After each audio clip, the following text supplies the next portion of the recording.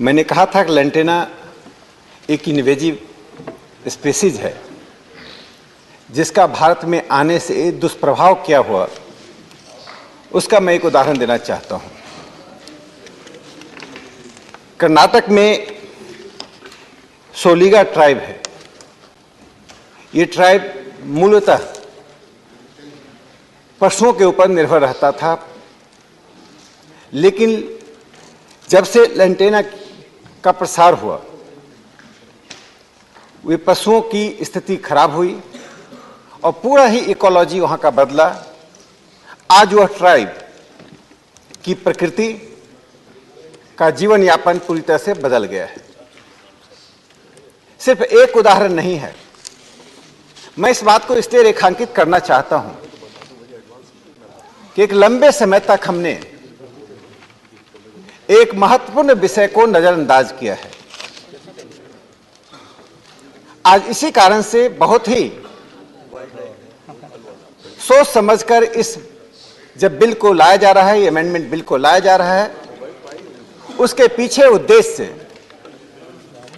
देश की अर्थव्यवस्था, देश का पर्यावरण को बचाना है। कच्छ में विलायती बबूल को लाया गया था। जो यहां ट्राइब है उसका नाम मालधारी ट्राइब है। मालधारी का तात्पर्य होता है जो जानवरों को रखते थे, यानी एनिमल्स कीपर्स। अब मालधारी ट्राइब जिस जगह से उनके जानवरों को चारा मिलता था, भूमि की प्रकृति बदल गई और विलायती बबूल के कारण वह भूमि पर रहने वाले मालधारी जो जानवरों के रखने वाले माने जाते थे, अब बबूलधारी बन गए। यानी कि जब इन्वेजन होता है तो वह इन्वेजन उसी तरह से है जैसे कभी राजनीतिक रूप से इन्वेजन होता था, आक्रमण होता था।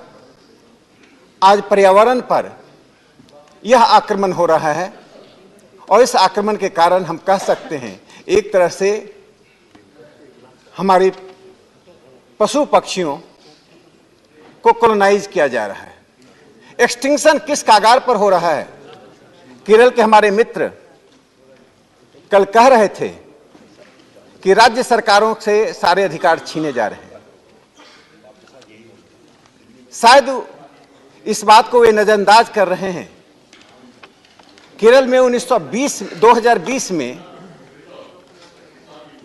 जो वाइल्ड लाइफ क्राइम था उसकी संख्या 151 थी। 2021 में यह बढ़कर 303 हो गई है। 100% की वृद्धि हुई। केरल में 64 ऐसे बर्ड्स स्पेसीज हैं जो समाप्त होने के कगार पर है, इंडेंजर्ड बर्ड स्पेसीज है। इसमें गिद्धों की 2 प्रजाति है, एक रेड रिंग वल्चर जिसको बोलते हैं। इसी प्रकार से केरल में कुछ पशु इंडेंजर्ड इसलिए हो गए हैं कि इन्वेजिव यानी कि बाहर से कुछ पशुओं का आना हुआ है। इसी कारण से मैं कहना चाहता हूं कि जिस गैर राजनीतिक विषय पर सिर्फ राष्ट्रीय ही नहीं बल्कि पृथ्वी की रक्षा करने के लिए, अपने प्रजातियों की रक्षा करने के लिए जो बिल लाया गया है, वह एक महत्वपूर्ण और सार्थक कदम है। सभापति महोदय, 3 महत्वपूर्ण कारण हैं जिसके कारण ये खतरे बढ़ रहे हैं। एक कारण चीन, वियतनाम, म्यांमार जैसे देशों में जो परंपरागत दवाइयां हैं, उन दवाइयों में पशुओं के अंगों का जो उपयोग हो रहा है, उसके कारण वाइल्ड लाइफ ट्रैफिकिंग बढ़ता जा रहा है। आज चीन का दवाई का मार्केट, परंपरागत दवाई यानी ट्रेडिशनल मेडिसिन का मार्केट $600 बिलियन का है और 11% की दर से प्रति वर्ष यह बढ़ रहा है। इसका प्रभाव न सिर्फ भारत पर है बल्कि अफ्रीकी देशों पर भी है। यही कारण है कि इस कानून को और सख्ती से लागू करने की आवश्यकता है। दूसरा बड़ा कारण जो खास करके मछलियों के बारे में है। आपको आश्चर्य होगा कि हमारे वेस्टर्न घाट में 300 प्रकार की मछलियां पाई जाती हैं, उसमें 155 प्रकार की 155 प्रकार की जो मछलियां हैं वे ऑर्नामेंटल मछलियां हैं। उसमें से कुछ प्रजातियों का जो ट्रैफिकिंग अनसाइंटिफिक रूप से हुआ है, बिना किसी लाइसेंस का हुआ है, उसके कारण चन्ना बारला, जोबरा लोच, स्नेक हेड ऐसी कुछ प्रजातियां हैं जो समाप्त होने के कगार पर पहुंच गई हैं। अब ऑर्नामेंटल रीजन तो यह बना। इसी तरह से स्टार कछुआ, अब दुनिया में सबसे ज्यादा मांग भारत के स्टार कछुआ की है और भारत में यह इंडेंजर्ड स्पीसीज बनता जा रहा है।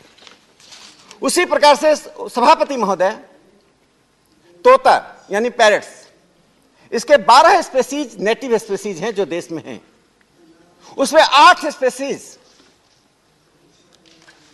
समाप्ति के कगार पर पहुंच गए हैं। आज सब पूरे सदन को आत्मालोचन करना पड़ेगा। जब मैंने प्रधानमंत्री जी को चिता लाने के लिए बधाई दी, पर्यावरण मंत्री जी को इस बिल को लाने के लिए बधाई दी, उसके पीछे यह कर्मकांड नहीं था, दलीय कर्मकांड नहीं था। पिछले 70 सालों से आपने जीवन मूल्य से जुड़े हुए आधारभूत चीजों की उपेक्षा की। आपकी नजर में महत्वहीन था और यह महत्वहीन होने के कारण ही एक समानांतर अर्थव्यवस्था एक क्षेत्र में विकसित हुआ। अमेरिका का प्रति वर्ष $120 बिलियन का वाइल्ड लाइफ ट्रैफिकिंग है। दूसरे स्थान पर भारत है जो $91 बिलियन का वाइल्ड लाइफ ट्रैफिकिंग होता है। मैं 2-3 बातें कह के अपनी बात समाप्त करना चाहता हूं। कभी कभी हम गलतियां करते हैं और गलतियां व्यक्तिगत स्तर पर होती हैं। एक व्यक्ति जायंट अफ्रीकन स्नेल यानी घोंघा, यह मॉरिशस से लाया। लाने के पीछे सिर्फ एक क्यूरियोसिटी थी, लेकिन वह क्यूरियोसिटी किस प्रकार से एक डिजास्टर में परिवर्तित हो गया, उसकी तादाद बढ़ी। केरल और असम में इसकी मात्रा इतनी अधिक बढ़ गई है कि वहां के फसल नष्ट हो रहे हैं, किसान परेशान हो रहे हैं। इन्हीं कारणों से मैं ये कहना चाहता हूं, आज पूरे देश को एक ऐसे सख्त कानून की जरूरत है और सख्त कानून में हम उस फ्रेज को ना भूलें कि एवरीबॉडीज रिस्पॉन्सिबिलिटी इज नोबॉडीज रिस्पॉन्सिबिलिटी। इसी कारण से केंद्र सरकार अपने ऊपर इस जिम्मेदारी ले रही है। मैं नॉर्थ ईस्ट का एक उदाहरण देकर अपनी बात समाप्त करूंगा।